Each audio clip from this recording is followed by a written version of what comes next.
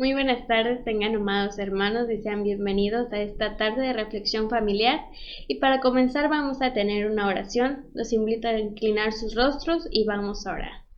Padre, en esta hora de la tarde, mi Dios, venimos delante de ti, Señor, para que abras nuestra mente y nuestro corazón para escuchar tu palabra, Padre, que tu Espíritu Santo hable a nuestras vidas en esta tarde, Padre. Así también que tu Espíritu Santo hable a través del pastor, Señor, que tu mensaje sea de bendición para cada una de nuestras vidas, Padre, y para cada uno de nosotros también, Señor. Te doy gracias porque nos tienes en este momento, Señor, para escuchar tu palabra y que todo lo que está preparado, Señor, en esta tarde, Padre, sea para honra y gloria tuya, mi Dios. Que tú seas en lo que resta de esta tarde, Padre, para que también nosotros podamos glorificar y alabar tu santo nombre, mi Dios. Gracias te damos, Padre, por que nos permites estar aquí, Señor, escuchando tu palabra una vez más, Señor, y que también la podamos compartir, mi Dios. En Cristo Jesús. Amén. Vamos a tener una lectura que es en Nehemías 3 y dice la palabra de Dios. Entonces se levantó el sumo sacerdote Eliasib con sus hermanos los sacerdotes y edificaron la puerta de las ovejas. Ellos arreglaron y levantaron sus puertas hasta la torre de Jamea y edificaron hasta la torre de Hananeel. Junto a ella edificaron los varones de Jericó, y luego edificó Zacur, hijo de Imri. Los hijos de Sena edificaron la puerta del pescado. Ellos la enmaderaron y levantaron sus puertas con sus cerraduras y sus cerrojos. Junto a ellos restauró Meremot, hijo de Urías, hijo de Cos, y al lado de ellos restauró Mesulam, hijo de Berequías, hijo de Mesazabeel. Junto a ellos restauró Sadoc, hijo de Baana, e inmediato a ellos restauraron los tecoitas. Pero sus grandes no se prestaron para ayudar a la obra de su señor.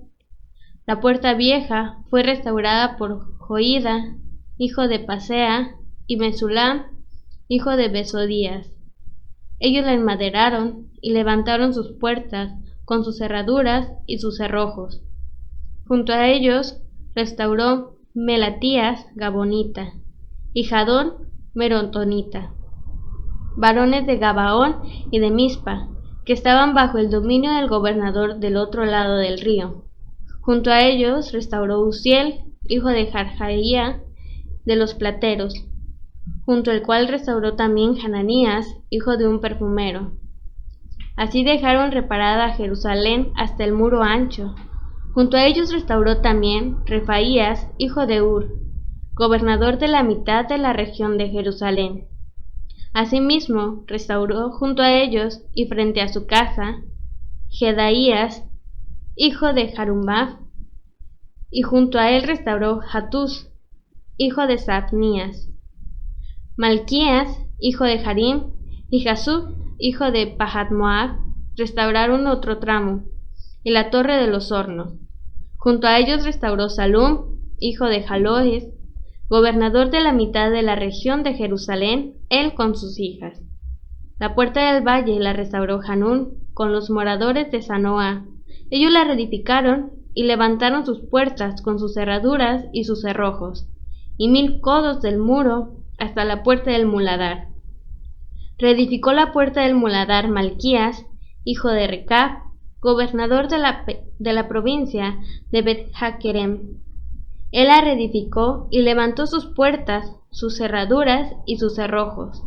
Salum, hijo del Coljosoy, gobernador de la región de Mizpa, restauró la puerta de la fuente.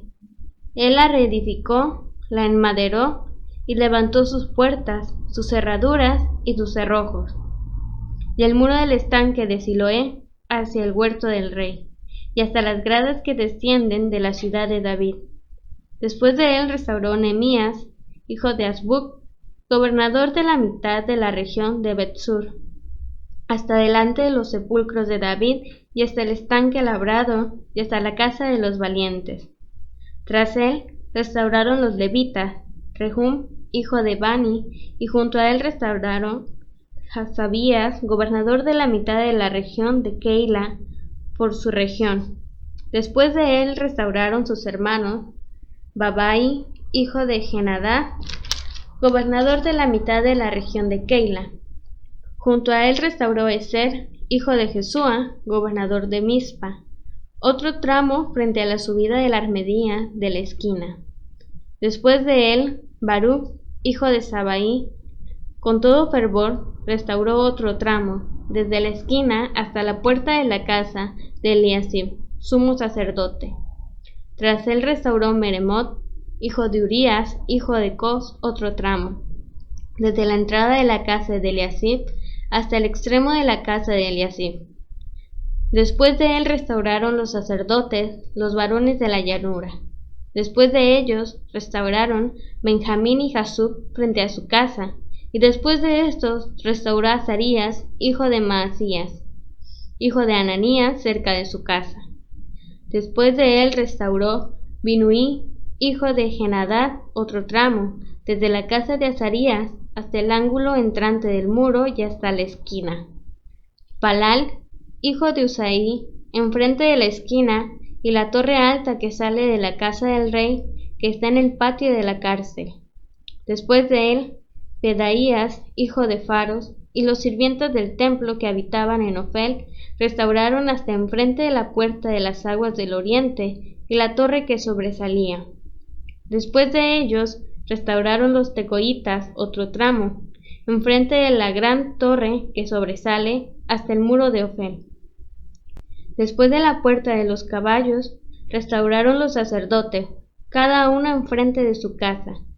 Después de ellos restauró Sadoc, hijo de Imer, enfrente de su casa, y después de él restauró Semaías, hijo de Secanías, guarda de la puerta oriental. Tras él, Hananías, hijo de Selemías, y Hanún, hijo sexto de Salaf, restauraron otro tramo. Después de ellos restauró Mesulam, hijo de Berequías, enfrente de su cámara. Después de él restauró Malquías, hijo del platero, hasta la casa de los sirvientes del templo y de los comerciantes, enfrente de la puerta del juicio y hasta la sala de la esquina. Y entre la sala de la esquina y la puerta de las ovejas restauraron los plateros y los comerciantes. Amén. Los invito a entonar la siguiente alabanza.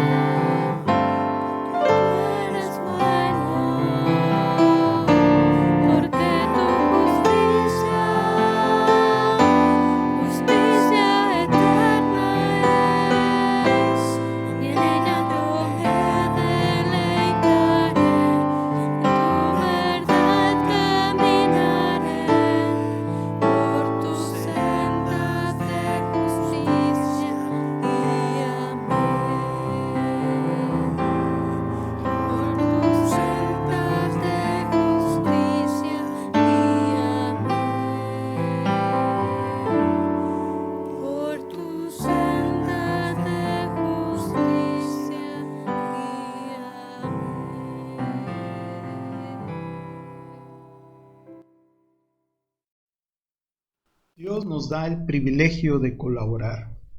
Hoy vamos a estudiar el capítulo 3 de Nehemías en esta etapa nueva en la vida del pueblo de Israel y en esta etapa nueva que se nos presenta a nosotros como oportunidad para dar testimonio del Evangelio de Jesucristo.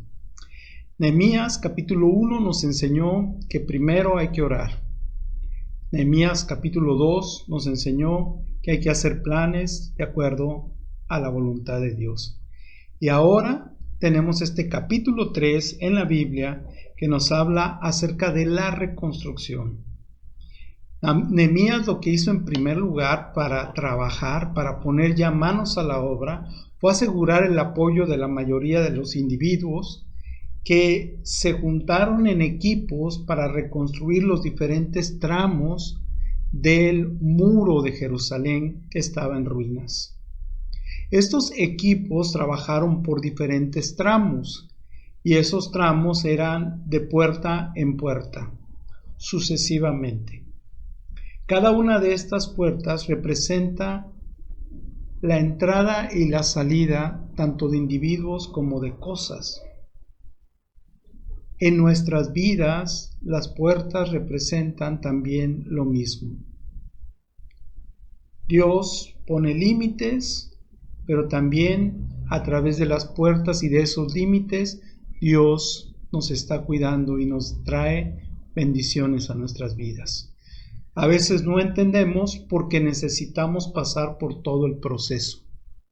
Y en alguna de estas puertas podemos encontrarnos nosotros, porque todas ellas tienen un significado respecto al Mesías Jesús en el Nuevo Testamento y respecto a la Iglesia de Jesucristo, los creyentes, sus discípulos, también indicadas en el Nuevo Testamento.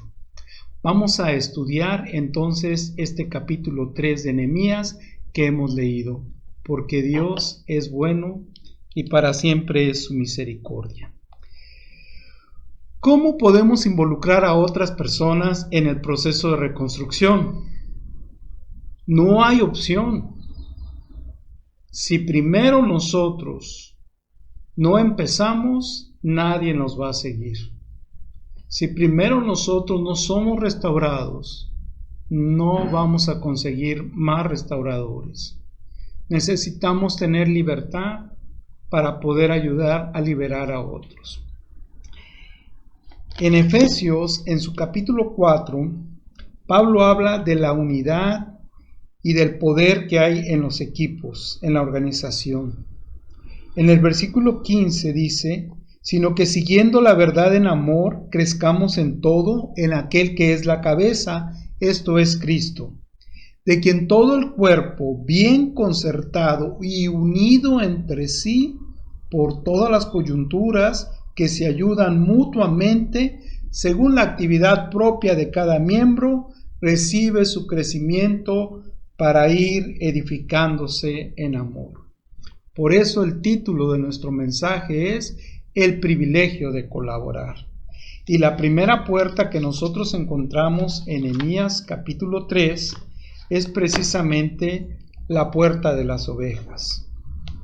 En el versículo 1 dice que se levantó el sumo sacerdote, y esto es poner el ejemplo. Eliasib con sus hermanos los sacerdotes y edificaron la puerta de las ovejas.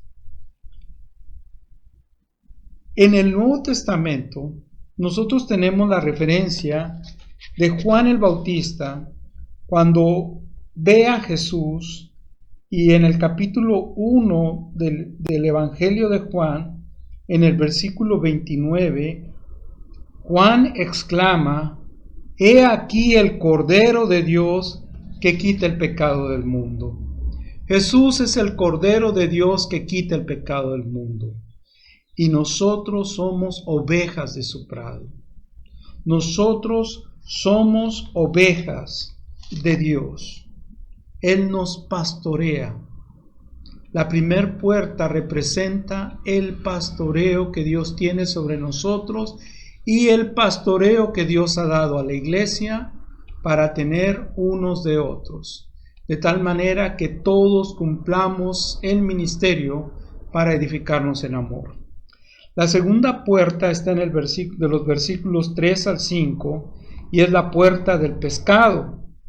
Dice, los hijos de Sená edificaron la puerta del pescado, ellos la enmaderaron y levantaron sus puertas con sus cerraduras y sus cerrojos. El pescado, si tú recuerdas, en Marcos 1, versículo 17, Jesús llama a los apóstoles, a Simón y a Andrés les dijo Jesús, venid en pos de mí y haré que seáis pescadores de hombres. Es decir, primero Jesús nos atrapa en su red y después nos llama a ser pescadores de hombres. Y hay una diferencia entre pescar y matar. Aquí es atrapar personas o ganar almas para el reino de Dios. La tercera puerta es la puerta vieja y está precisamente en los versículos 6 al 12 de Nehemías 3. En el versículo 6 dice que la puerta vieja fue restaurada por Joiada, hijo de Pasea y Mesulam. Es muy interesante porque viejo no necesariamente se refiere a algo caduco o antiguo. Viejo también se refiere a algo que persevera, algo que es eterno, algo de lo cual uno puede sacar enseñanzas. Y de hecho Jesús dijo así en Mateo 13, versículo 51 y 52. Jesús les dijo, ¿habéis entendido todas estas cosas? Se refiere a las parábolas que él había enseñado. Ellos le respondieron, sí, Señor. Y él les dijo, por eso todo escriba que es docto en el reino de los cielos es semejante a un papá, a un padre de familia, que saca de su tesoro cosas nuevas y cosas viejas. Es decir, es muy interesante que Jesús hable de una renovación. Otra cosa que necesitamos en nuestras vidas es tener orientación respecto a las cosas que permanecen para siempre. Y la palabra de Dios permanece para siempre. La cuarta puerta que está en Nehemías 3 está en el versículo 13 y es la puerta del valle. Dice que la restauró Hanún con los moradores de Zanoa, la reedificaron y levantaron sus puertas con sus cerraduras y sus cerrojos y 1000 codos del muro hasta la puerta del muladar. Y esta puerta del valle nos habla fuertemente acerca del pastoreo de Jesús una vez más sobre nuestras vidas. En el Salmo 23, versículo 4 dice, aunque ande en valle de sombra de muerte, no temeré mal alguno, porque tú estarás conmigo. Tu vara y tu cayado me infundirán aliento. El valle representa, pues, un lugar de prueba, un lugar de crisis, un lugar de problemas, de sombras. Y en ese lugar aprendemos cuán frágiles somos y cuán débiles somos y cuán necesario es que Dios nos asista con su gracia. Jesús es el buen pastor que nos guía y la iglesia tiene la guía del Espíritu Santo y la palabra para llevar a otras personas a la restauración. Quizás eso es lo que necesitas en tu vida. Pero hay otra puerta, la quinta puerta, es la puerta del muladar y está en el versículo 14. Reedificó la puerta del muladar Malquías, hijo de Recab, gobernador de la provincia de Bet-Jaquerem. Él la reedificó y levantó sus puertas, sus cerraduras y sus cerrojos. Esta puerta del muladar era la puerta del basurero oficial.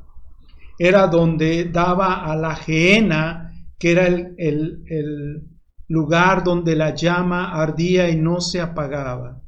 El basurero, donde la flama era incandescente. Y esa representa el lugar de donde nos sacó Jesús. De toda esa basura en la que estábamos metidos, Dios tuvo misericordia de mí, Dios tuvo misericordia de nosotros y Él nos sacó de ahí. Cada día el Espíritu Santo va quemando la basura en nuestro lugar y estamos siendo progresivamente santificados y perfeccionados. Así es que es como en nuestras casas, cada día hay que recoger la basura y juntarla y sacarla de nuestra casa. Así es Dios. Mira en Mateo capítulo 3, versículo 12, dice de la siguiente manera: su aventador, Juan está hablando de Jesús, está en su mano y limpiará su era y recogerá su trigo en el granero y quemará la paja en fuego que nunca se apagará. Esta puerta del muladar son las cosas que tú y yo necesitamos una y otra vez renunciar y quemar en el nombre de Jesús. La sexta puerta es la puerta de la fuente y está en el versículo 15 al 25. Salum, hijo de Coljose, gobernador de la región de Mizpa, restauró la puerta de la fuente.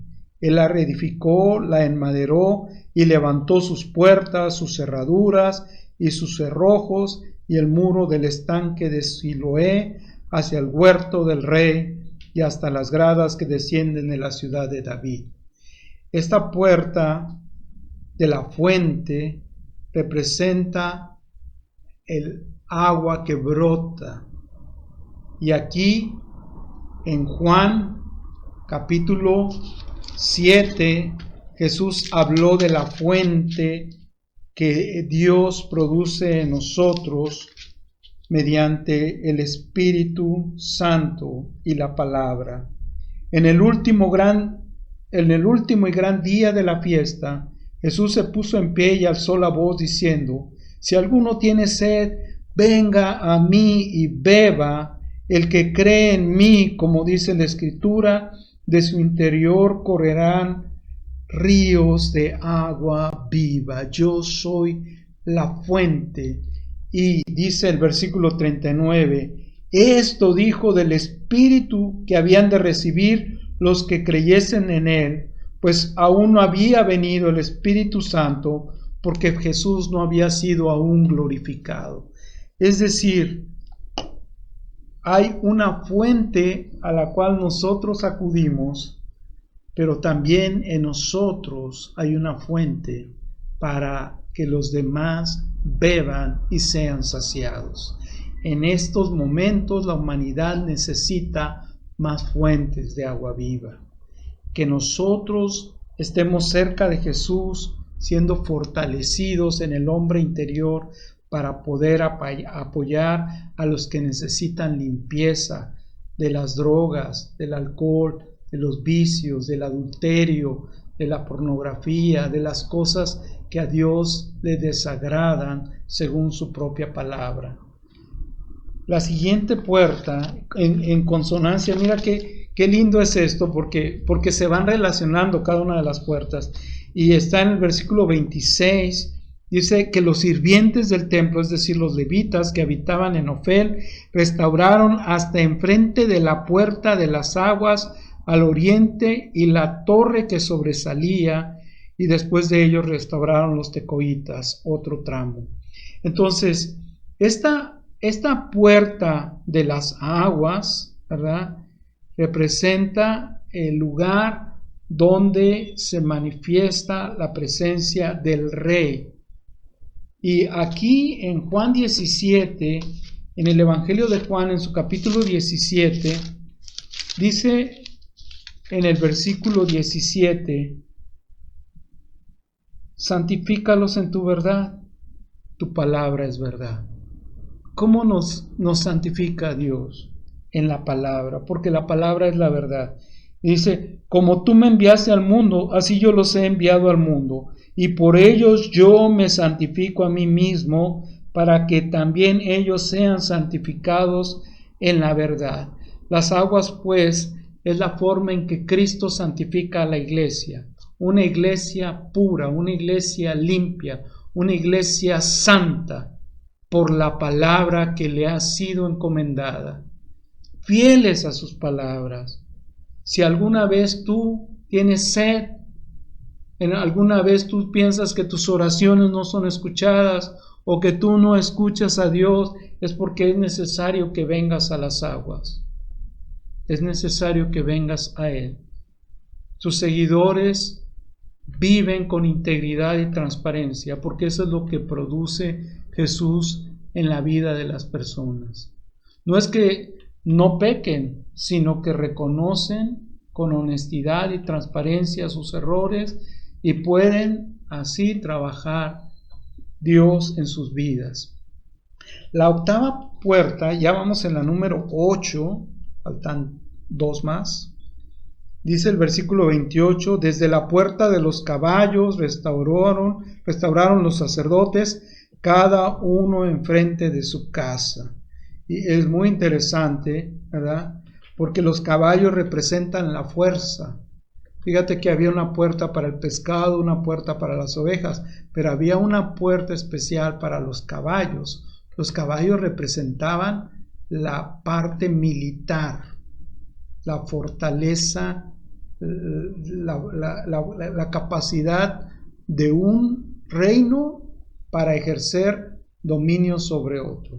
Y son tan importantes que en el Apocalipsis a Jesús se le retrata o se le pinta como un hombre que está montado en un caballo blanco. Y dice así, Apocalipsis 19, versículo 11, entonces vi el cielo abierto, he aquí un caballo blanco, y el que lo montaba se llamaba Fiel y Verdadero, y con justicia juzga y pelea, sus ojos eran como llama de fuego, y había en su cabeza muchas diademas, y tenía un nombre escrito que ninguno conocía sino él mismo, y estaba vestido de una ropa teñida en sangre, y su nombre es el Verbo de Dios. Y los ejércitos celestiales vestidos de lino finísimo, blanco y limpio, le seguían en caballos blancos, y de su boca sale una espada aguda para herir con ella las naciones, y él la regirá con vara de hierro, y él pisa el lagar del vino del furor y de la ira del Dios Todopoderoso. Versículo 16, y en su vestidura y en su muslo tiene escrito este nombre, Rey de Reyes y Señor de Señores. Así es que esta puerta de los caballos nos anuncia que Jesús viene por segunda vez, y nosotros debemos de esperar con paciencia su regreso, velando y orando para no entrar en tentaciones y ser triunfadores y vencedores. De lo cual también nos habla la siguiente puerta, la novena, que es la puerta oriental. Y dice ahí en el versículo 29, después de ello restauró Sadoc, hijo de Imer, enfrente de su casa, y después él restauró Semaías, hijo de Secanías, guarda de la puerta oriental. La puerta oriental, precisamente hacia el oriente, de donde ellos creían iba a entrar el Mesías, y es de hecho, esa es la puerta de la entrada triunfal de Jesús en Jerusalén. Después nadie más ha entrado por esa puerta, porque los musulmanes, habiendo entendido la profecía de que el Mesías entraría por esa puerta, mandaron poner bloques de cemento, y de tal manera que esa puerta no pudiera entrar el Mesías. Pero Él lo usó, y también nos enseña que si Él cumple su palabra en estos mínimos detalles, la cumplirá al final cuando Él regrese. Me gustaría que tuviéramos una enseñanza más preciosa y precisa en Mateo 24, 27, dice Jesús, porque como el relámpago que sale del oriente, nota esta es una referencia a esto. El Mesías tenía que venir del oriente. Del oriente vinieron los que reconocieron que había nacido el Mesías. Dice, porque como el relámpago que sale del oriente y se muestra hasta el occidente, así será también la venida del Hijo del Hombre, porque donde quiera que estuviera el cuerpo muerto, allí se juntarán las águilas, e inmediatamente después de la tribulación de aquellos días, el sol se oscurecerá y la luna no dará su resplandor, y las estrellas caerán del cielo, y las potencias de los cielos serán conmovidas, y entonces aparecerá la señal del Hijo del Hombre en el cielo. Y entonces lamentarán todas las tribus de la tierra, y verán al Hijo del Hombre viniendo sobre las nubes del cielo, con poder y gran gloria, y enviará a sus ángeles con gran voz de trompeta, y juntará a sus escogidos de los cuatro vientos, desde un extremo del cielo hasta el otro. Jesús añadió, aprendan de la higuera la parábola. Cuando su rama está tierna, brotan las hojas, y se saben que el verano ya está cerca. Pero cuando todas estas cosas empiecen a suceder, conozcan que está cerca a las puertas. De cierto os digo que no pasará esta generación hasta que todo eso acontezca. El cielo y la tierra pasarán, pero mis palabras no pasarán. Y por último, inminente la llegada del Mesías, el juicio final. ¿Y qué sucede? Vas a Nehemías 3 y la última puerta, versículo 31, es la puerta del juicio. Después de él restauró Malquías, hijo del platero, hasta la casa de los sirvientes del templo y de los comerciantes, enfrente de la puerta del juicio, hasta la sala de la esquina. ¿Sabes? Cuando tú empiezas a comprender la palabra y tú eres llamado por Jesús y empiezas a entender que esto es serio, que Jesús no murió en la cruz en vano, ni vino aquí a jugar al Salvador. Cuando tú te das cuenta que esto es lo que trasciende realmente tu existencia, entonces tienes que tomar una decisión. Jesús te va a juzgar, nos va a juzgar por todo lo que hemos hecho. Nadie escapará del juicio de Dios. Pero ¿sabes qué? Él te ofrece una oportunidad. Yo quisiera no tener la razón, pero la Biblia nos habla claramente de esto. Yo quisiera que la gente se pudiera salvar por otros medios, pero eso es mi yo, es mi ego, y yo no soy Dios. Tú no puedes salvarte, sino solamente por medio de la muerte de Jesús. Si tú estás escuchando este mensaje hoy, dile al Señor Jesús: Señor, he vagado lejos de ti. Comprendo que necesito ser restaurado y no he podido hacerlo. Cada una de estas puertas y cada uno de estos tramos en la vida representan mi propia vida. Perdóname y límpiame. ¿Sabes qué? Te tengo una buena noticia. Jesús te va a perdonar. Porque si tú vuelves a leer el capítulo 3 de Nehemías, te darás cuenta que hay una puerta que no tiene cerraduras ni cerrojos. ¿Sí? Es la puerta de las ovejas. Porque esa puerta está abierta para que todo aquel que en él cree no se pierda, mas tenga vida eterna. Que el Señor te bendiga con esta enseñanza y que tú también tengas el privilegio de colaborar para que otros conozcan a Jesucristo. Dios sea contigo. Les recordamos que seguimos en esta pandemia sin poder asistir al templo hasta que las autoridades nos puedan autorizar.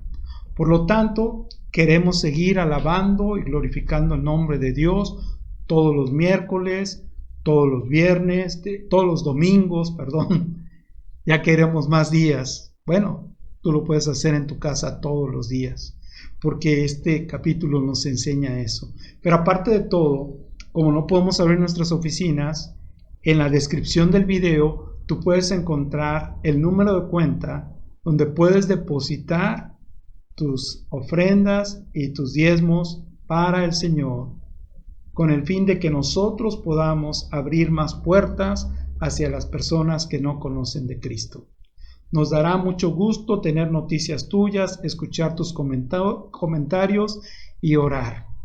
Damos gracias a Dios por todas las personas que están al frente, en la primera línea, médicos, enfermeros, diferentes personas de seguridad, en fin, que están trabajando hasta el día de hoy.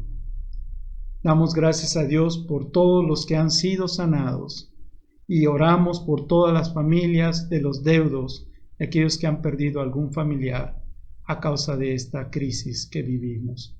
Pero hoy, sobre todo, doy gracias a Dios por tu vida, porque al escuchar este mensaje y creer en él, te vuelves un colaborador de Cristo. Que la gracia del Señor Jesucristo, el amor de Dios y la comunión del Espíritu Santo sea con nosotros hoy y siempre. Amén. Dios te bendiga.